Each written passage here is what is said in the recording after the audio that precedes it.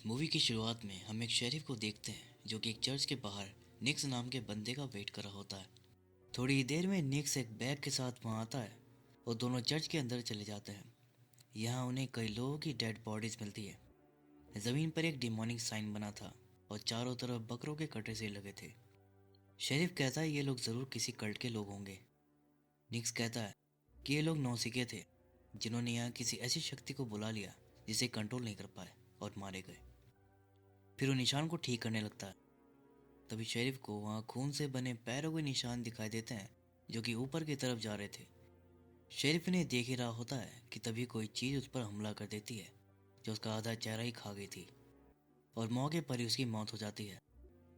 और अब एक नेकी टीनेजर लड़की सामने आती है जिसका नाम लिली था और इसी ने शेरिफ और बाकी सबको मारा था। निक्स उससे बात करता है। वो कहता है तुम्हें मुझसे कोई खतरा नहीं, देखो मैं तुम्हारे लिए गिफ्ट लाया हूँ। वो अपने बैग से कुछ निकालता है और जब लिली अपना पैर सर्कल में डालती है तो निक्स उसके पैर में वो पहना देता है। असल में वो एक बेटी थी जिससे वो लिली को अपना गुलाम बना लेता है। असल में निक्स प्राइवेट पार्टीज करवाता है और ये लिली को वहीं लेकर जाएगा। और अब हम देखते हैं जोना को जो अपने भाई मैक और फ्रेंड इलियट और रैंडी के साथ पार्टी करने जा रहा होता है। पहले ये लोग वेगस जा रहे होते हैं लेकिन मैक उन्हें एक लोकल स्ट्रिप क्लब ले जाता है। लेकिन ये जगह बिल्कुल बकवास होती है। सब मैक को गाली बकते हैं कि ये तू हमें कहाँ ले आया। जब मैक ड्रिंक लेने जाता है तो उसे एक अजनबी आदमी कहता है कि तुम्हारा चेहरा बता रहा है कि यहाँ तुम्हें कुछ खास मज़ा नहीं आया। अगर ज़्यादा मज़े करने हैं तो मैं एक जगह जानता हूँ, वहाँ एक से एक हॉट लड़कियाँ होंगी और वहाँ का म्यूज़िक भी काफ़ी अच्छा होगा। तुम चाहो तो मैं तुम्हें वहाँ ले जा सकता हूँ। मैक को इस आदमी का ऑफर काफ़ी सही लगता है। वो जाकर सबको इसके बारे में बताता है लेकिन उन्हें उस आदमी पर डाउट होता है। वो कहते हैं कि कहीं हमारे साथ कोई फ्रॉड ना हो जाए। लेकिन मैक उन्हें किसी तरह कन्विंस कर लेता है और सब मान जाते हैं। और फिर सब उस आदमी को फॉलो करते हुए शहर से काफ़ी दूर निकल जाते हैं। ये रास्ता बिल्कुल सुनसान था और दोनों तरफ घना जंगल था जिससे इन्हें थोड़ा डर महसूस हो रहा था। लेकिन फिर इन्हें एक बड़ी सी हवेली दिखाई देती है जिसके बाहर कई सारी गाड़ियाँ लगी थी, यानी ये सही जगह आए थे। दरवाजे पर ही खूबसूरत लड़कियाँ इनका स्वागत करती हैं। लेकिन जब ये अंदर जाते हैं तो यहाँ का माहौल थोड़ा सा क्रीपी हो जाता है। यहाँ के लोग काफ़ी अजीब से और डरावने से लग रहे थे। यहाँ के वर्कर्स ने भी चेहरे पर मास्क लगाए हुए थे। तभी वहाँ पर निक्स आता है जो कि इस जगह का ओनर था और वो चारों को अपने साथ एक रूम में ले जाता है। ये लोग निक्स को बताते हैं कि एक हफ्ते बाद जोना की शादी है और ये सब उसकी बैचलर पार्टी सेलिब्रेट करने आए हैं। लेकिन ये सेक्स नहीं करेगा क्योंकि इसकी मंगेतर ने इसकी परमिशन नहीं दी है। निक्स कहता है कि मैं तुम्हारे दोस्त को सबसे बढ़िया वाला एक्सपीरियंस दूंगा, वो भी बिना सेक्स के। और वो उसे अकेले एक सीक्रेट रूम में भेज देता है जिसकी दूसरी तरफ एक नेकेड लड़की होती है जो और कोई नहीं बल्कि लिली ही थी। लिली गाना गाती है और जोना मदहोश हो जाता है। ये अपनी लाइफ का सबसे बेस्ट सेक्सुअल एक्सपीरियंस फील करता है और सुध बुध खोकर गिर जाता है। दूसरी तरफ ये लोग सर्विस का चार्ज पूछते हैं तो निक्स बोलता है कि देखो यार, मैं पैसे वैसे नहीं लेता, मैं एक्सपीरियंस देता हूँ और पेमेंट में भी एक्सपीरियंस लेता हूँ। और मुझे आप लोगों की माँ के साथ बिताए बेस्ट मेमोरीज चाहिए। तीनों को ये बात अजीब लगती है कि भला ये किस तरह की पेमेंट हुई। निक्स उनसे कहता है कि थोड़ी देर के लिए सब अपना सर झुका लो। और ये लोग ऐसा ही करते हैं। थोड़ी देर के लिए सब अपना सर झुका लेते हैं और फिर निक्स कहता है कि बस आपकी पेमेंट हो गई, अब आप लोग जाकर एंजॉय करिए। दूसरी तरफ जोना को होश आता है। वो वहाँ से जाने लगता है लेकिन तभी उसे लिली की आवाज़ सुनाई देती है।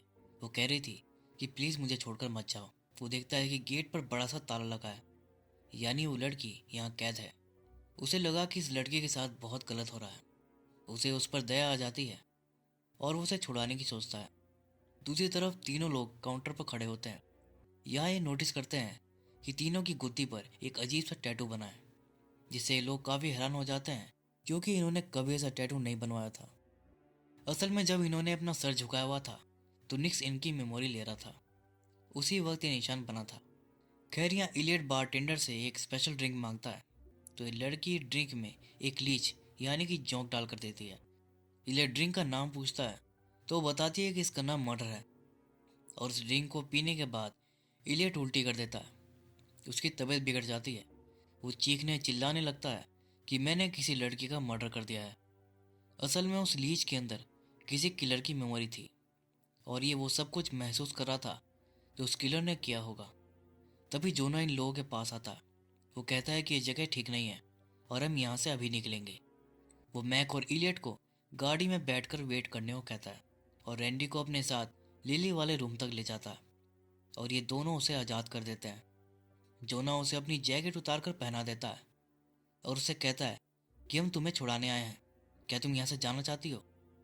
और लिली हाँ में अपना सर हिलाती है और तीनों वहाँ से निकलने लगते हैं। लेकिन इन्हें बाहर जाने का रास्ता नहीं मिल रहा था। तभी पीछे से एक गार्ड भी उन पर हमला करने आता है और रैंडी उसे अकेले ही भिड़ जाता है। इसी बीच लिली गार्ड की जेब से कीज निकालकर जोना के साथ भाग जाती है। वो दोनों एक टॉयलेट में जाकर छुप जाते हैं। लिली कीज की मदद से अपनी बेटी खोल लेती है। तभी वो गार्ड इन्हें ढूंढता हुआ यहाँ पर भी आ जाता है और लिली धीरे से वॉल पर चढ़कर उस पर छलांग मार देती है और उस गार्ड को मारकर उसका खून पीने लगती है। और इसकी एक लंबी सी पूंछ भी थी। जोना ने ये सब देख लिया था और वो तुरंत वहां से निकलकर भाग जाता है। लिली अभी भी उस गार्ड का खून पी रही थी, इसलिए वो जोना को नहीं देख पाती और जोना बाहर आकर कार में बैठ जाता है। ये मैक से कहता है कि ये जगह गड़बड़ है, जल्दी यहाँ से चलो। और तभी रैंडी भी गाड़ी में आकर बैठ जाता है और चारों वहां से निकल जाते हैं। जब निक्स को ये सब पता चलता है तो उन चारों को ढूंढने निकल जाता है। यहाँ जोना ने जो भी देखा था वो सबको बता ही रहा होता है कि तभी लिली इलियट को उठाकर ले जाती है, जिससे गाड़ी डिसबैलेंस हो जाती है और उनका एक्सीडेंट हो जाता है। वो देखते हैं कि लिली इलियट को घसीट कर जंगलों में ले जा रही है और फिर उसकी चीखें सुनाई देती है। सभी बेहद डर जाते हैं तो उन्हें एक कार आती हुई दिखाई देती है। तो रैंडी उससे हेल्प मांगने की कोशिश करता है, लेकिन वो कार उसी को टक्कर मार के आगे निकल जाती है क्योंकि उस कार में निक्स था जो कि इनका पीछा कर रहा था। ये देखकर जोना तो मैक के साथ वहां से भाग जाता है, लेकिन रैंडी पकड़ा जाता है। इधर जोना और मैक जंगल के अंदर होते हैं। जोना कहता है कि वो मॉन्स्टर लड़की मेरे पीछे है, वो मेरी स्मेल पहचानती है। इसी चक्कर में वो इलेट को ले गई क्योंकि उसने मेरी शर्ट पहनी थी। कि तभी उन्हें झाड़ियों में से किसी की आहट सुनाई देती है। वो लोग वहां से भी भागते हैं। फिर दोनों अपनी बॉडी पर कीचड़ लगाकर लेट जाते हैं ताकि लिली इन्हें स्मेल ना कर सके। और ऐसा ही होता है। लिली वहां पर आती है लेकिन वो उन्हें नहीं देख पाती और जब लिली वहां से चली जाती है तो ये दोनों भी वहां से निकल जाते हैं। दूसरी तरफ निक्स रैंडी को अपने अड्डे पर ले जाकर कुर्सी से बांध देता है और पूछता है कि तुमने लिली को क्यों भगाया। रैंडी कहता है कि जोना को लगा वो लड़की मुसीबत में है और हम उसकी हेल्प करना चाह रहे थे, बस नहीं जान देते कि वो लड़की मॉन्स्टर है। निक्स कहता है कि मैंने उसे बड़ी मुश्किल से पकड़ा था और तुम्हारी बेवकूफ़ी की वजह से वो निकल गई। अब तुम्हें इसका अंजाम भुगतना होगा। और वो रैंडी को बुरी तरह से टॉर्चर करता है। इधर जोना और मैक भाग कर एक रेस्टोरेंट में आ जाते हैं। यहाँ इन्हें दो पुलिस वाले मिलते हैं जिन्हें ये सब कुछ बताते हैं, लेकिन ये पुलिस वाले उल्टा इन्हें ही अरेस्ट कर लेते हैं क्योंकि ये निक्स से मिले हुए थे और इनकी गर्दन पर भी वही टैटू बना हुआ था। यहाँ निक्स बारटेंडर से कहता है कि रैंडी की पेन वाली मेमोरीज निकाल लो। और यहाँ इस लड़की की भी असलियत सामने आ जाती है कि ये भी एक मॉन्स्टर है जिसके सिर पर बालों की जगह ढेर सारी जोंक लहरा रहे थे। ये अपने सर से एक जोंक निकालकर रैंडी की गुद्दी में घुसा देती है और जोंक मेमोरी कलेक्ट करके बाहर आ जाता है। इधर पुलिस वाले दोनों को पकड़कर निक्स के पास ले जाने लगते हैं कि तभी वहां पर लिली आ जाती है और वो गाना गाने लगती है। जोना तुरंत अपने कान बंद कर लेता है ताकि गाने का उस पर कोई असर ना हो। लिली पुलिस ऑफिसर पर झपटती है और उनका खून पी लेती है। दोनों ऑफिसर्स मारे जाते हैं और फिर वो जोना के पास आकर अपने दिल का हाल सुनाती है। I like you. लिली को जोना से प्यार हो गया था क्योंकि उसने उसे बचाया था, लेकिन उसका भयानक चेहरा देखकर जोना वहां से भाग जाता है और अपने भाई मैक को उठाने लगता है। लेकिन तभी लिली जोना को लेकर उड़ जाती है और उसे एक सुनसान जगह पर ले आती है। लिली जोना से इंटीमेट होने की कोशिश करती है, लेकिन जोना इसके लिए तैयार नहीं होता। तो लिली गाना गाकर उस पर काबू पा लेती है और ज़बरदस्ती उसके साथ ही इंटीमेट होती है। जब ये सब खत्म होता है और जोना होश में आता है तो उसकी मंगेतर ईव उसे कॉल करती है। जोना देखता है कि लिली सो रही है। वो मौका देखकर वहां से निकल जाता है। वो अपनी मंगेतर से बात करके काफ़ी इमोशनल होता है। इससे पहले कि वो अपनी मुसीबत के बारे में उसे बता पाता, फ़ोन की बैटरी ख़त्म हो जाती है और कॉल कट जाता है। जोना काफ़ी परेशान हो जाता है और वो भागकर एक होटल में आ जाता है। लेकिन यहाँ पर वो जौंक वाली लड़की उसका पहले से इंतजार कर रही थी। वो उस पर गन तान देती है और जौंक वाली ड्रिंक पीने को कहती है। जोना उस ड्रिंक को पी लेता है और दर्द से छटपटाने लगता है, क्योंकि इसमें रैंडी की मेमोरीज थी और ये उसी के पेन को फील कर रहा था जब उसे टॉर्चर किया गया था। इसके अलावा इसमें निक्स का मैसेज भी था, जो उसे अपने अड्डे पर आने को कहता है, नहीं तो वो रैंडी को मार देगा। जोना अपनी दोस्त को बचाने निक्स के पास चला जाता है। यहाँ पर निक्स उसे वो बेड़ी देकर कहता है कि मैं रैंडी को जाने दूंगा अगर तुम्हें बेड़ी लिली को पहना दोगे। जोना पूछता है कि आखिर तुम ये सब क्यों कर रहे हो। निक्स बोलता है कि लिली एक एंशिएंट मॉन्स्टर है जो गाना गाकर किसी को भी अपने कंट्रोल में कर सकती है और फिर उसे अपना शिकार बनाती है, लेकिन वो तुम्हें कुछ नहीं करेगी क्योंकि वो तुम्हें पसंद करती है और सिर्फ तुम पर ट्रस्ट करती है, इसलिए तुम ही उसके पैर में बेड़ी पहना सकते हो। वो तुम्हें ढूंढते हुए यहाँ पर जरूर आएगी। और थोड़ी ही देर में लिली भी वहाँ आ जाती है, जो निक्स के साथियों पर अटैक कर देती है। वो निक्स को भी मारने आती है, लेकिन वो जोना की गर्दन पर चाकू रख देता है और लिली कमज़ोर पड़ जाती है। निक्स कहता है कि चुपचाप रिचुअल वाले जगह पर खड़ी हो जाओ, नहीं तो तुम्हारे बॉयफ्रेंड को मार दूंगा। और लिली जोना के लिए निक्स की बात मान लेती है। जोना लिली से कहता है कि मुझे माफ़ कर दो, तुम मेरे लिए यहाँ आई, लेकिन ये तुम्हें फंसाने के लिए एक ट्रैप था। मैं नहीं जानता तुम कौन हो क्या हो, बस मैं अपने घर जाना चाहता हूँ और अब तुम भी अपने घर चले जाओ। लिली उसकी बात मान लेती है और जोना वो बेड़ी फेंक देता है और फिर लिली निक्स के आदमी पर अटैक करके वहाँ से भागने लगती है।